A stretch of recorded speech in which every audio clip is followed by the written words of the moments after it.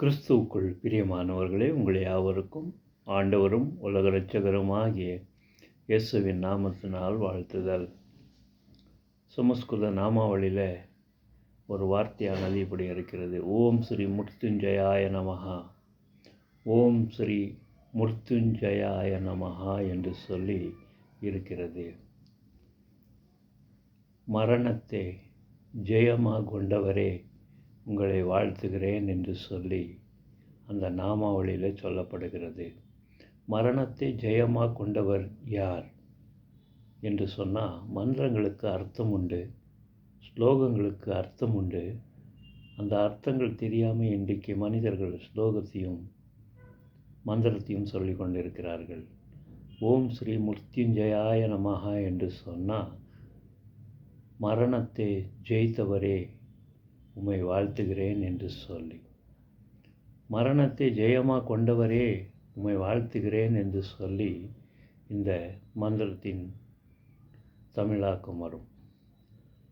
அருமையான தேவஜனங்களே, மரணத்தை ஜெயமாக கொண்டவர் யார் என்று சொன்னால் ஆண்டவராகிய இயேசு மட்டும்தான்.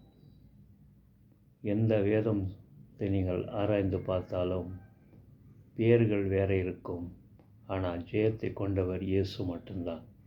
இயேசு என்று சொன்னால் தன் ஜனங்களின் பாவங்களை மன்னிக்கிறவர் என்று சொல்லி அர்த்தம்.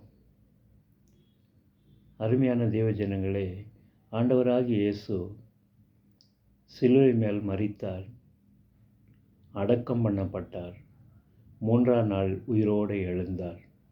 இதுதான் மிருத்யுஞ்சயாய நமஹா என்று சொல்லுகிற வார்த்தையின் பொருள்.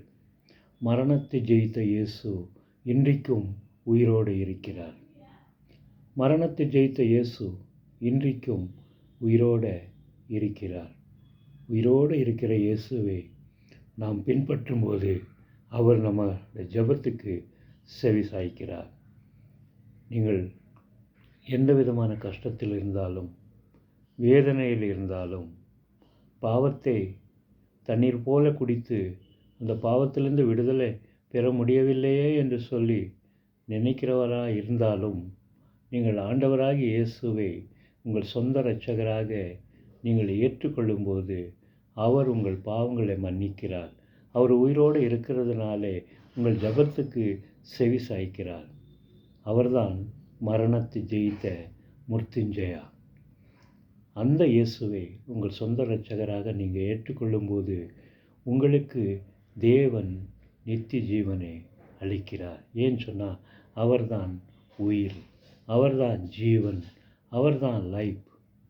அந்த இயேசுவை உங்கள் சொந்த இரட்சகராக நீங்கள் கூப்பிட்டு பாருங்கள், அவர் உங்களுக்கு பதில் கொடுக்கிறார். ஆமேன். அல்லேலூயா.